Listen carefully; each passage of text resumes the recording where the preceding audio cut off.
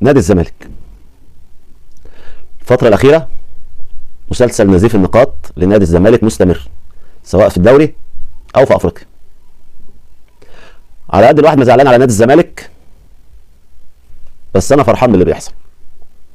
نادي الزمالك برغم التعثر، إلا إن نادي الزمالك عامل صداع لكتير من الإعلاميين الأهلاويين، وأولهم شوبير. نغمة الاحتواء شغالة، الزمالك نزيف نقاط وبالرغم من كده الاحتواء. محدش يتكلم على اخطاء التحكيم في ماتش اسوان، محدش يتكلم على اخطاء التحكيم في ماتش الاتحاد، محدش يتكلم على ماتش الداخليه، محدش يتكلم على فاركو، عشان اخطاء التحكيم كانت ضد الزمالك.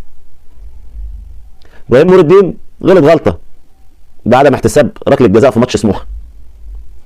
كل المشانق اتعلقت، فعلا سموحه كان له ضربه جزاء، وابراهيم نور الدين اخطا في احتساب ضربه